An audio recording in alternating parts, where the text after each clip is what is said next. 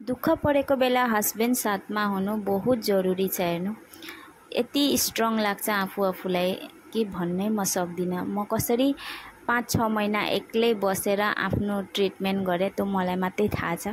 नमस्ते सबैजनालाई, म भीमा गिरी हजुरहरूलाई मेरो नयाँ भिडियोमा स्वागत गर्दैछु। बहुत महिना बाद म आज लङ भिडियो बनाउँदैछु हजुरहरूको लागि। प्लिज हेरेर केही कमेन्ट गरिदिनु होला। म 5-6 महिनाबाट म गुवाहाटीमा रेन्टमा बसिरहेको छु, किनकि मलाई यति बिमार भइरहेछ कि म बाहिर कतै जान पनि सकेको छैन।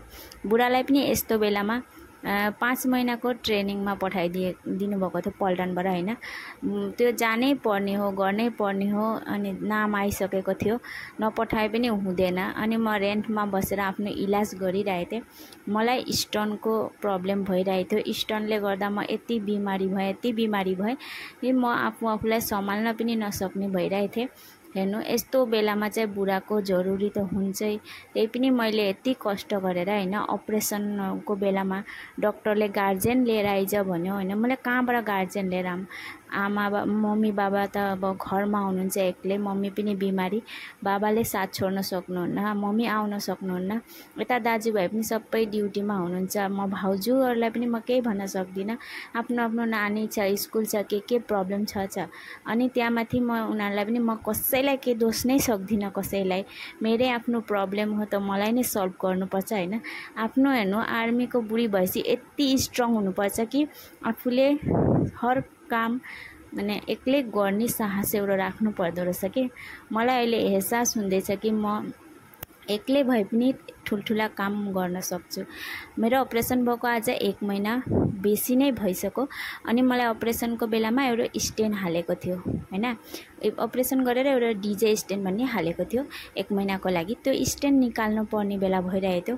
मलाई यति डर लागिरहेको थियो। हेर्नु हामी खानापिना खाएर हस्बेन्ड वाइफ रेडी भइसकेका थियौँ जानुको लागि मेट्रो हस्पिटल। म अहिले गुवाहाटीमै देखाइरहेको छु। यति दुःख झेल्दा वाक्कै भएर म बुढालाई बोलाएँ। बुढा आउनु भयो जसो तसो, हैन पल्टनले पठाए त आउने हो, नभए त बुढा पनि त्यतिकै छुट्टी लिएर आउनै सक्नु भएको थिएन। कोर्स पनि फिनिस भयो अनि छुट्टी लिएर पनि आउनु भयो यो महिना। बहुत खुसी लाग्यो। मलाई डर लागिरहेको थियो छुट्टी भेट्नुहुन्न भनेर, किनकि देशको हालत नै यति खराब भइरहेको थियो। उताको टेन्सन, यता आफ्नो टेन्सन, यस्तो टेन्सन भइरहेको थियो मलाई मात्रै थाहा छ। यो दुःख त एउटी आर्मीको बुढीलाई मात्रै थाहा हुन्छ कि कस्तो हुन्छ भन्ने। यता बुढाको टेन्सन लिनु कि आफ्नै टेन्सन लिनु कि मेरो घरकै टेन्सन लिनु कि यस्तो लाग्छ, हैन।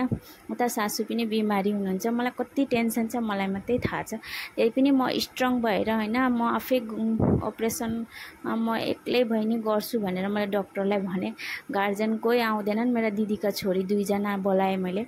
मसँग उनीहरू कति महिनाबाट एकजना गर्दै बसिराखेका छन्। उनीहरूले मलाई यति स्याहारेका छन् कि म भन्न पनि सक्दिनँ। मेरा दिदी बहिनीका दिदीहरू त आउन सक्नुहुन्न, आफ्नो घरको प्रब्लम छ। छोरीहरू त आएर एक महिना गरेर बसेर बुहारी छोरीहरू आए है मलाई स्याहारेका छन्। मलाई मात्रै थाहा छ यस्तो दुःख परेको बेलामा, हैन कसैलाई दोष्न पनि सक्दिनँ। अनि त्यही मेट्रो हस्पिटलकै छेउमा शिव मन्दिर थियो र एकछिन गएर मैले ढोगेर आएँ। मैले प्रार्थना गरेँ कि हे भगवान मलाई अब दुःख यति नदिनु, म झेल्नु सक्दिनँ, जति गरे अब म सक्दिनँ, हार मानिसकेको छु भनेर मैले भगवानसँग प्रार्थना गरेँ। आउने महिनाहरू मलाई राम्ररी पार गरिदिनु होला भनेर मैले भगवानसँग हात जोडेर बिन्ती गरेँ। बस्न पनि सकिनँ, हैन उभिउभि नै गरेँ, किनकि स्टेन हालेको थियो।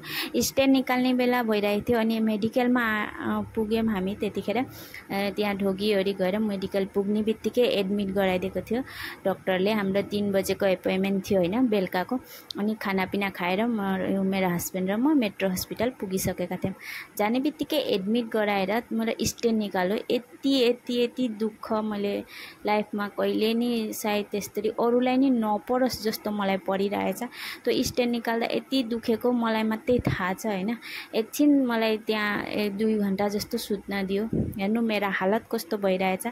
अब स्टेन निकाल्नु, यता स्टोन निकाल्नु त्यो मलाई बेहोस गरेन, किनकि मलाई प्रब्लम छ। म तपाईलाई पछि भन्छु हजुरहरूलाई किन मलाई बेहोस गरेन। अपरेसन गर्दा त गरे थियो, तर स्टेन निकाल्दा गरेन। अलि 2 घन्टा सुतेर आराम लाग्यो। पछि आराम लागेपछि म उठेर हिँड्न सकेँ हैन।